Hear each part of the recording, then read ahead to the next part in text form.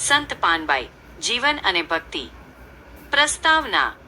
ભારતની ભૂમિ સદીઓથી સંતો, ભક્તો અને ઋષિ મુનિઓથી પવિત્ર રહી છે, જ્યાં ભક્તિનો એક અખૂટ સાગર વહે છે. આ ભૂમિ પર અનેક નર નારીઓએ પોતાના જીવનને ઈશ્વર ભક્તિમાં સમર્પિત કરી અનોખી દિશા દર્શાવી છે. આ ભક્તમાળામાં એક તેજસ્વી નામ છે, સંત પાનબાઈ. પાનબાઈ એક એવી મહિલા ભક્ત હતી જેમણે ભક્તિમાં સ્ત્રી શક્તિનું પ્રતીક બનીને સમાજમાં માર્ગદર્શન કર્યું. તેમનું નામ સાંભળતા જ ભક્તિ, સમર્પણ અને સાધનાનું સ્વરૂપ સ્મરણમાં આવે છે. બાળપણ અને ઉદ્ભવ. પાનબાઈનો જન્મ ભાવનગર જિલ્લાના પાલીતાણા તાલુકાના રાજપરા ગામમાં ઈસ 1846ની આસપાસ એક સામાન્ય પરિવારમાં થયો હતો.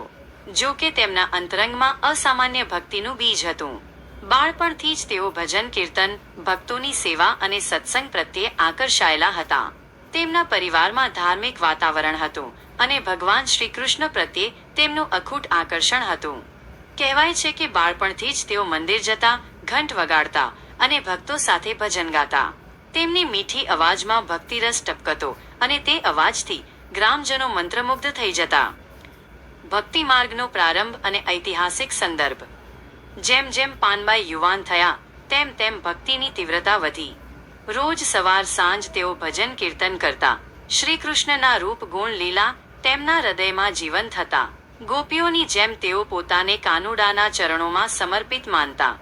આ સમયગાળો 19મી સદીના મધ્ય અને અંતિમ સમયનો હતો, જ્યારે ગુજરાત અને સૌરાષ્ટ્રમાં ભક્તિ આંદોલન જોરશોરથી ચાલી રહ્યું હતું. આ જ સમયગાળામાં સંત ગંગાસતી જેવા મહાન ભક્ત થઈ ગયા.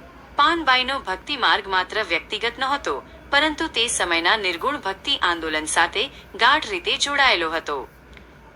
ભક્તિ આંદોલનમાં સંત પાનબાઈનો ફાળો. ગુરુ શિષ્ય પરંપરાનું શ્રેષ્ઠ ઉદાહરણ. પાનબાઈના જીવનનો સૌથી મહત્વનો ઐતિહાસિક સંદર્ભ તેમના ગુરુ સંત ગંગાસતી સાથેનો સંબંધ છે. પાનબાઈ માત્ર એક ભક્ત નહોતા, પરંતુ ગંગાસતીના શિષ્યા અને આત્મીય સાથી પણ હતા. ગંગાસતીએ પોતાની સમાધિ લેતા પહેલા પાનબાઈને જ્ઞાન અને ભક્તિના 52 પદો આપ્યા હતા. આ પદો ગંગાસતી પાનબાઈના ભજનો તરીકે ઓળખાય છે, જે ગુજરાતી ભક્તિ સાહિત્યનો એક અમૂલ્ય વારસો છે. આ ભજનો આજે પણ સૌરાષ્ટ્રના ભજનીકો દ્વારા ખૂબ પ્રેમથી ગવાય છે અને તે આધ્યાત્મિક જ્ઞાનનો ભંડાર છે. નિર્ગુણ ભક્તિનો પ્રસાર. ગંગાસતી અને પાનબાઈના ભજનો નિર્ગુણ ભક્તિનો પ્રચાર કરે છે. તેઓ ઈશ્વરને કોઈ ચોક્કસ રૂપ કે આકારમાં નહીં, પરંતુ એક નિરાકાર શક્તિ તરીકે પૂજવાનું દર્શાવે છે. તેમના ભજનોમાં ગુરુ મહિમા, જ્ઞાન અને આત્મજ્ઞાનનું મહત્વ સ્પષ્ટ દેખાય છે. સ્ત્રી શક્તિનું પ્રતીક. તે સમયગાળામાં જ્યારે સ્ત્રીઓને ધાર્મિક અને આધ્યાત્મિક ક્ષેત્રે ખાસ સ્થાન મળતું નહોતું, ત્યારે પાનબાઈએ ગંગાસતી સાથે મળીને સમાજમાં ભક્તિ અને સમાનતાનો સંદેશ ફેલાવ્યો. તેઓ સ્ત્રીઓ માટે એક શક્તિશાળી પ્રતીક બન્યા, જેમણે સાબિત કર્યું કે ભક્તિ માટે લિંગભેદ કોઈ અવરોધ નથી. ભજન, ગાન અને કીર્તન. પાનબાઈ ભજન ગાતા ત્યારે લોકોના હૃદયમાં ભાવ જાગૃતિ થતી. તેમની અવાજમાં માત્ર સંગીત જ નહોતું, પરંતુ હૃદયની તલસ્પર્શી ભક્તિ હતી. તેઓ ગાતા, હે મારો કાનુડો, તું જ મારો સાથી, મારે તારી ભક્તિ જ કરવી છે, તારા ચરણોમાં જ રહેવું છે. આવા ભજનો સાંભળી શ્રોતાઓના હૃદયમાં ભગવાન પ્રત્યે પ્રેમ જાગી ઉઠતો. સાધના અને સમર્પણ. પાનબાઈએ પોતાના જીવનને એક જ ધ્યેય આપ્યો, ઈશ્વર ભક્તિ. તેઓ કહેતા કે માનવ જીવન ક્ષણિક છે, તેમાં ભક્તિ કર્યા વિના કોઈ સાર નથી. તેમણે કઠોર સાધના કરી, ઉપવાસ, જપ અને તપસ્યા દ્વારા મનને શુદ્ધ કર્યું. પરંતુ તેમની સાધનાનો મૂળ હેતુ ક્યારેય પોતાના માટે શક્તિ મેળવવાનો ન હતો, પરંતુ હંમેશા ભગવાનને પ્રસન્ન કરવાનો જ હતો. સમાજમાં સ્થાન. સંત પાનબાઈ માત્ર ભક્તિમાં જ નહીં, પરંતુ સમાજ સુધારણામાં પણ આગળ હતા. તેઓ સ્ત્રીઓને સત્સંગમાં જોડાવા પ્રોત્સાહિત કરતા. તેમની માન્યતા હતી કે સ્ત્રી પુરુષ બંનેને ઈશ્વરની ભક્તિ કરવાનો સમાન અધિકાર છે. તેમણે ગરીબ, દુઃખી અને દર્દીઓને મદદ કરી, કારણ કે તેઓ માનતા કે સાચી ભક્તિ સેવા વિના અધૂરી છે. પ્રસંગો અને કથાઓ. 1. શ્રી કૃષ્ણ દર્શનની ઘટના. એકવાર પાનબાઈ તલ્લીન થઈને ભજન ગાઈ રહ્યા હતા. રાત્રિનો સમય હતો. અચાનક તેમને સામે શ્રી કૃષ્ણનું રૂપ પ્રગટ થયું. પાનબાઈ આનંદથી નમન કરી બેભાન થઈ ગયા. આ ઘટના તેમના જીવનનું એક મોટું પરિવર્તન બની. 2. લોકોના અપમાન છતાં અડગ ભક્તિ. સમાજના કેટલાક લોકો પાનબાઈની ભક્તિની નિંદા કરતા. તેઓ કહેતા કે સ્ત્રીઓને આટલો સત્સંગ કરવો યોગ્ય નથી. પણ પાનબાઈએ ક્યારેય હિંમત ન હારી.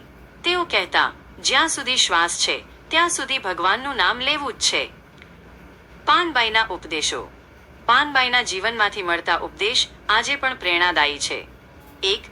ભક્તિમાં ભેદ નથી. સ્ત્રી કે પુરુષ, ગરીબ કે ધનિક, દરેકને ભક્તિ કરવાનો સમાન અધિકાર છે. 2. સાચી સેવા એટલે ભક્તિ. ગરીબ, બીમાર અને પીડિતની સેવા કરવી એ જ ઈશ્વરની સાચી સેવા છે. 3. ભજન અને કીર્તનની મહિમા. ઈશ્વરનું નામ ગાઈને સંગીત દ્વારા ભક્તિ કરવી હૃદયને શુદ્ધ કરે છે. 4. સમર્પણ જ સર્વસ્વ છે. ભક્તિમાં અહંકાર ન હોવો જોઈએ. માત્ર સંપૂર્ણ સમર્પણથી ભગવાન પ્રસન્ન થાય છે. પાનબાઈનું અવસાન. તેમણે આખું જીવન ભક્તિમાં વિતાવ્યું. અંતિમ ક્ષણોમાં પણ તેમના મુખે કાનુડાનું નામ હતું. લોક પ્રસિદ્ધ માન્યતા મુજબ તેઓ ભગવાનના નામનો જાપ કરતા કરતા પરમધામ પામ્યા. ઉપસંહાર. સંત પાનબાઈનું જીવન આપણને બતાવે છે કે ભક્તિ જ જીવનનો સાર છે. ભક્તિ એ સંગીત છે, ભક્તિ એ પ્રેમ છે, ભક્તિ એ સેવા છે, અને ભક્તિ એ જ પરમાત્મા સાથેનું મિલન છે. તેમણે પોતાના જીવનથી સમાજને એક સંદેશ આપ્યો કે ઈશ્વર સુધી પહોંચવા માટે કોઈ મોટો વિધિ વિધાન કે ઢોંગ જરૂરી નથી, માત્ર નિખાલસ હૃદયથી નામ સ્મરણ જ પૂરતું છે. આ રીતે સંત પાનબાઈનું જીવન ચરિત્ર, તેમની ભક્તિ, પ્રસંગો અને ઉપદેશો એક પાવન પ્રેરણા બની રહે છે.